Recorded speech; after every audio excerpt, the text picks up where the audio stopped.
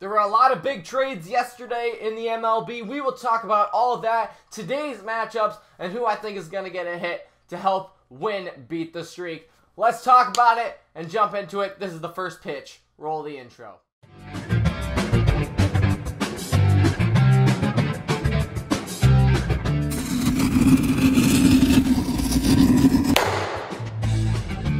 So welcome back to the first pitch. As always, my name is Brent, also known as Clemhawks, and today we'll be giving you a rundown of basically what I just said. The Indians having a huge trade with the Padres. The Cubs made a trade with the Rangers. We will talk about both of those here in a second. Also, today's matchups. There are some great games around the league and who I think is going to get a hit. So let's just jump into it and, have a good time here. And I'll give you the rundown of why I think the Indians and Padres was a fantastic trade. So jumping right into that Indians-Padres trade, if you guys haven't heard the news, Brad Hand and Adam Keimer were traded to the Indians to help out the bullpen for Francisco Maeda. And honestly, I think that was a fantastic trade. If you look at how Maeda's been doing in the minors, it has been great. He obviously didn't get a lot of playing time in the majors because of how Gomes is signed. Edwin at first. They have a lot of talented guys already on the roster. They just couldn't find some spots for him. For Maeda, I'm talking about here. So I think it was a great trade. He was a great prospect, a great trade, bait. This was fantastic because, as you can tell, the Indians definitely need some help in the bullpen. So let's just jump into some of the tweets that Ken Rosenthal was tweeting about earlier yesterday. Brad Hand to the Indians, sources tell me by Robert Murray. And then sources acquire Adam Keimer from the Padres along with Hand. And then if we get to a little bit further, as more of the story developed, Hand and Keimer are massive gets for the Indians, reshaping their entire bullpen. Maeda is headed to the Padres as one of the top catchers in the game, or the top prospects in the game, rather. And then here we go with the money. Hand signed a 3-year deal, $19.75 million with club option for 2021 in January. So the Indians acquire a 3+ year control over him and 5 years with Keimer. That's why this deal was huge. So I'll get into another story with Maeda in a second. But if you just look at that tweet from Ken Rosenthal, they have a lot of control over this bullpen now. So Miller was going to walk. Bauer was going to walk at the end of this year with free agency. But if you look at these guys, Brad Hand, another good lefty, replaces Miller. And he's probably not as expensive, obviously, with the $19.75 million. He's got control with the Indians for 3 years and Keimer for 5. So they have some development that they can use, especially, where they are as a team right now. They are going to win their division, probably. If they keep playing like they have the first half, they're going to win their division. The AL Central is in a lot of trouble. The Twins have been struggling, and that's probably the only team that's going to be able to compete with them. So the Indians probably going to win that division. They really need some help to get further into the playoffs. Were they going to win it this year? Probably not. Boston, Houston, the Yankees, they're all really good. Not that Cleveland isn't. However, their bullpen, has melted and has been absolutely struggling ever since, they started this season. So it was a great deal for them. They acquired the two guys for several years. And now, Maeda. So we talked about the Indians getting a good deal out of it. 2 good relievers, especially since their guys are going to test free agency this year. Maeda going to the Padres has a great chance of playing there. If you guys look at the Padres, I'll put this graphic up right here. The Padres already had 9 of the top 100 prospects. Maeda would give them 10. And the only competition over there in the Padres organization is Austin Hedges. Now, Maeda is still developing, and he can make things interesting relatively soon. San Diego likes how he can also play the outfield, but right now he's going to be a catcher. And like I just said, Hedges is his only competition. If he continues to develop, he could be starting there quite easily, and he'll just get a lot more playing time and a lot more, quality development over in a system where he can play rather than, just waiting it out pretty much in the Indians organization. He came up earlier this year. He was like 2 for 15, I think, but in the minors, he's been killing it, and if he continues to use that development and continues to work his way up in the Padres organization, it'll just be good for him because his competition's not very good over there. So that is that trade. What do you guys think about that, whole deal? The Indians, I think, well, both teams got a fantastic couple of guys out of it. The Padres, they have some development. They can work around Maheda and the rest of their prospects. And the Indians, they have now a chance to, work their way into the playoffs a little bit more and use their bullpen instead of having to rely on their starting pitchers like Kluber the entire game. Let me know what you guys think about that story. Who won the trade? Did they both win? I think they both won, but we will move on to the Cubs and Rangers. So a pretty big trade here for the Cubs and Rangers. When I got the notification last night, it said Cubs get Jesse Chavez from Rangers for a minor league pitcher. We didn't know the name yet. We did find out later the night. And if you look at the Cubs, this was a pretty good trade. They acquire right-handed pitcher Jesse Chavez from the Texas Rangers from minor leaguer Tyler Thomas. And we'll look at both of their stats really quick. Jesse Chavez in his 2018 stats, 30 games, a 3-1 record, 3.51 ERA with 56.1 innings pitched, 50 strikeouts, and a whip of 1.24. That is not bad at all. His MLB career stats are a little bit worse with a 36 and 52 record, 4.6 ERA, 800 innings, 700 strikeouts, and a whip of 1.38. But really, he's not going to be your ace. But really, he is a solid middle rotation guy. And especially, with Darvish been out and struggling, this might be the pickup that they need to, advance themselves into a better World Series or run at the World Series championship. Because you just saw yesterday, a couple days ago, that the Dodgers acquired Manny Machado. They're going to have a good team. The Cubs, they're leading their division right now. They just beat the Cardinals yesterday. We'll get into that later in the matchups. But really, this could be a great middle rotation guy that could get you through some games. He's not going to be the greatest, but he could get you through some games, and he can win a couple of games. 3-1 record, like I said, with a 3.5 ERA. That's pretty average. But, he's striking out about one guys per inning, and his whip is only a 1.24. Yes, he would probably like that a little bit better, but that's really not that bad.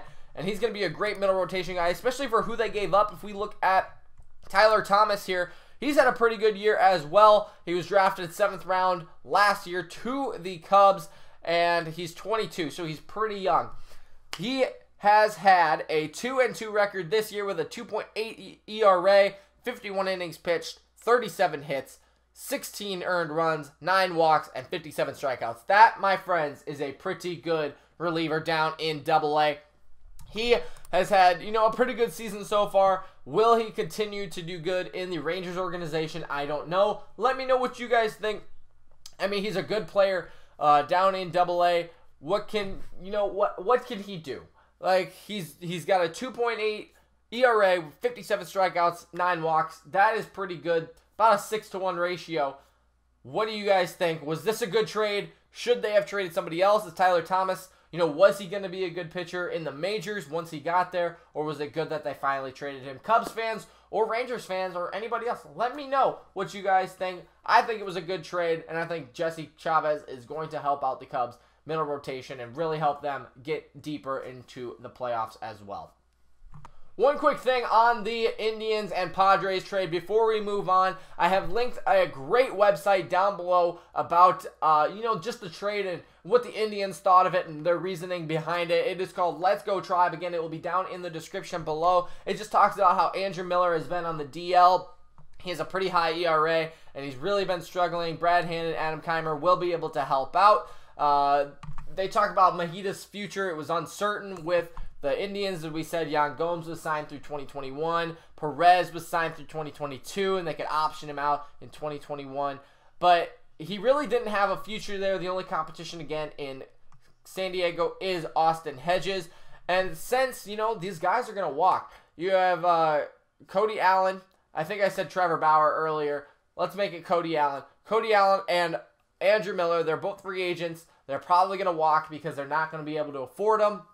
You look at Brad Hand coming in, stepping it up, and also Keimer stepping it up. And, they'll be less. So it makes a lot of sense. I will link that website down below again so you can go check it out. And, let me know what you think about that website. So go check it out and, well, let me know your opinion down in the comments below.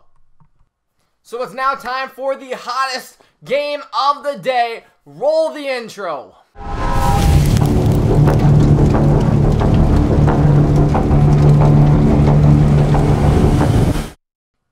And we are going to stick with the same matchup we did yesterday. Jack Flaherty for the Cardinals versus John Lester and the Chicago Cubs. Let's talk about this matchup again. One of the hottest games of the day, only because of the rivalry here. So as you guys know, the Cubs, the Cardinals, huge rivals down there in Middle America. And they are trying, well, one, the Cubs are trying to hold off the Cardinals and the Brewers, while the Cardinals are trying to make a run. They were 7.5 games back, and they played 8 of their next 11 against the Cubs. They did lose last night, so they are now 8.5 back, but they still have 7 of the next 10 games against the Cubs. They need to start winning. The other 3 games are also against the Reds, a very beatable team. So let's talk about it. Jake Flaherty on the mound. In his last 3 starts, he has a 0-1 record with a 4.73 ERA, 14 strikeouts. That is his last 3 starts, also 13.1 innings pitched. This regular season, he's 3-4. Hold on, the graphic went away. 3-4 with a 3.24 ERA and 87 strikeouts. That's not bad, but then if you look at Lester, it was not a good day for the Cardinals to be facing him. 2-0 in his last, 16.2 innings in his last 3 starts. A 4.86 ERA, that's a little bit high, and only 14 strikeouts, but the 2-0 is all that matters. He won the game. The ERA is good for the season, as we talk about that here. 12-2 on the season. 2.58 ERA with 88 strikeouts. You can see the graphics right on the screen there, but that is a very unfortunate time to be facing John Lester. They were talking to him at the All-Star game. He's absolutely had a great season. He doesn't throw the hardest, but he can really work inside out, throw high fastballs, change the velocity, really start mixing in different pitches and start, getting the hitters off balance. That is what John Lester does best as a veteran. Jake Flaherty, it's going to be tough. It's going to be tough. I am going to go ahead and pick the Cubs again today. They are the home team. They had a come-from-behind victory last night in a 9-6 rally. They have a good team right now, and they are going to keep winning. If you also look at the little description there on the John Lester page, it says Lester finished the first half tied with Nola and Scherzer for the most wins at 12. He has the 4th best ERA at 2.5. There's no place I can really field for this lefty either. He's 5-1 with a less than 2 ERA in his last 9 home starts. It just looks like the Chicago Cubs have absolutely been dominating lately. They're going to keep dominating. They're 8-2 in their last 10 games as well. And they are just going to run away with the division if they can get a couple more wins. Obviously, the Cardinals need to keep winning and try to get those games back. Only 8.5. They really need to start winning their next 10 games. Next, we will talk about the Subway Series, the Mets and the Yankees. So this is always a fantastic series. You got Yankees fans, Met fans. Basically, New York comes together to hate each other and love each other all at the same time for one night or one series of baseball. And this time around, it will be Noah Syndergaard versus Domingo German for the Yankees. Noah Syndergaard, as you know, he has had kind of a up and down season. He was on the disabled list, but he came back in his last 3 starts. He was 2-0 with a 2.5 ERA, 18 strikeouts. This season, he's 5-1. He's got a good record. He's got some good pitches. It's going to be interesting to see how he comes out tonight. His ERA is also lower than 3 with 79 strikeouts. He's a good pitcher. He's a very good pitcher. There was talks about him being traded. He could still be traded. DeGrom could be traded. How do they want to do it? It's a lot of just who's going to go where and how are they going to show up, basically. Will the Mets try to make some trades to get back into it? I mean, obviously this season's way over, but are they going to start rebuilding this year, or are they just going to deal out and try to rebuild in the next couple of years? It'll be interesting. Domingo German, on the other hand, in his last 3 starts, 0-1 with a 6.2 ERA, 17 strikeouts. And this regular season, 2-5 with a 5.5 ERA, 92 strikeouts. This will be very interesting. I do think the Mets are going to win this game. Don't hate me, Yankees fans. But Noah Syndergaard on the mound, he's not going to give up a lot of runs. German has been struggling this year. It'll be interesting nonetheless. But the Subway Series, I just want to talk about this because, it's a fantastic matchup. These guys, love playing each other. There's a big rivalry there. Lots of love, lots of hate around New York. It's just a fantastic time to be a baseball fan when these two teams are playing each other. It's just kind of like the Yankees and Boston. They are always a classic matchup there. But I do think the Mets are going to win this game based on Noah Syndergaard, just coming out and shutting them down. I don't think it matters that it's at Yankee Stadium simply because it's Noah Syndergaard on the mound. 5-1 record, less than 3 ERA. One of the best pitchers in the majors this year. He's going to go ahead and get the win. And the Mets are going to get closer to the 500 mark. But who really cares? They're like 30 games back. So I will pick the Mets in this game. Let's go on to the final matchup. And this one's not really a matchup per se. It's really just I want to see how it's going to play out. It's Manny Machado making his debut for the Dodgers. They are going up against the Brewers. This is also a big matchup. In retrospect to, the Brewers are like 3 games back of the Cubs now. They're going to have to win a lot of games, competitively against the Dodgers, against the Cubs, against that NL Central, who's all kind of in the mix now. They're going to have to come back, make some trades at this deadline. I really think they're going to have to do something. Otherwise, they're going to fall off the table like they did last year about the trade deadline. It's going to be interesting to see how Manny Machado will do as a Dodger. And that's really why I wanted to highlight this matchup because, it's going to be huge for both the Brewers and the Dodgers. Will, Manny Machado do good? Will the Brewers get the best of him? The Brewers need to win to stay in the run. We'll see how it goes. I'm going to pick the Dodgers, though. I think Manny Machado will do great in his debut, and we'll just have to see how it goes from there. Now it's time for the segment Clem's Picks, basically where I go ahead and pick MLB players from around the league to get a hit and help you beat the streak. So roll the intro.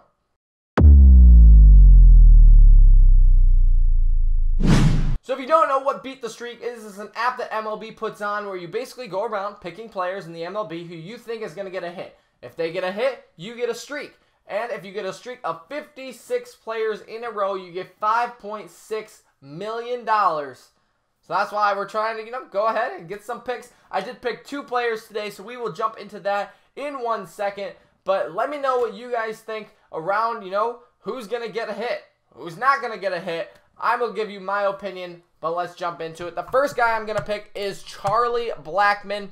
He's got a great matchup today, and let's just go over his stats. So he's batting .287, which is really close to that 300 mark where I like to be at. 19 home runs, 45 RBIs, 73 runs. But today he is going up against Robbie Ray. He's got some really good stats over the last week, and Robbie Ray's been struggling. So only one time in the last 7 days has Charlie Blackmon not gotten a hit, and that was August 12th. That was against Arizona, but that wasn't Robbie Ray pitching, and that was the 3rd game of the series where he went 0 for 4. In the last 3 days, he's gotten 2 hits in each of his at-bats. Also, he's been batting .300 versus lefties. Robbie Ray is a lefty, and his stats match up incredible today. He's got 33 plate appearances with like 15 at-bats, or 15 hits, I should say, batting way over .400 against Robbie Ray. Robbie Ray has an ERA of 5. He's 3-2 with a 1.5 whip. The only thing about Robbie Ray is he only allows his opponents a .15 batting average to lefties, but I think Charlie Blackmon, in 4 at-bats, he's going to get at least 1 hit against Robbie Ray. And, like I said, he does have some pretty good numbers today. I did go ahead and pick Charlie Blackmon myself. They are the away team, which does it hurts them a little bit. However, I really think that he will get a hit today, and he's got some great numbers to prove it. So that is one guy I'm picking. The other guy I'm picking is actually the guy we're facing against, and that is Paul Goldschmidt. I thought about this, and I was like, well, he's a big name, but he's got some great stats again today. So let's look at it. He's batting .281. Again, it's pretty close to that 300 mark. And in his last 7 games, he has only not gotten a hit once. It was against Atlanta on the 14th. In his last 14 days, he's only not gotten a hit twice. and that was June 4th and 5th against San Diego and St. Louis. Other than that, he's gotten a hit, you know, like I said, every day. So he's pretty reliable. He's only batting .281, but his average versus righties is .269. That is what his opponent is today, German Marquez. Let's take a look at him. Oh, also, I guess I should say Paul Goldschmidt is batting like .529 against his opponent today, and he's got that .281 average. Like I said, he is an absolutely fantastic pick today as well. I believe he is the home team, so that always helps. German Marquez, if you look at his stats, he's 8-8 with a 4.81 ERA, a whip of 1.4, 106 strikeouts, but in his last month starts, his last 6 starts, his ERA has been lower than 5 once, and it was 4.81. That was his last start against Arizona. Really, he has been struggling this year, and I don't see that, you know, changing. So Paul Goldschmidt to get a hit today. Those two guys are who I'm picking. Let me know what you guys thought about it, though. If you guys think, you know, you could go with Mike Trout. Mike Trout's always a good pick. Mookie Betts is a good pick. Like, go with them. But those are the guys who I'm picking. Let me know what you guys think, or if you guys are going to go with the other guys, let me know down in the comments below. But that is going to be the episode of First Pitch today. Thank you so much for watching. Let me know about any of the stories down in the comments below. Was the Indians trade good? Was the Pirates? Was the Cubs trades good? Or, you know, what do you think about the matchups today? Let me know down in the comments below. Thank you so much for watching. Make sure to leave a like, subscribe, and leave your comments in the comment section below. We will see you tomorrow on First Pitch for more MLB news. See you then.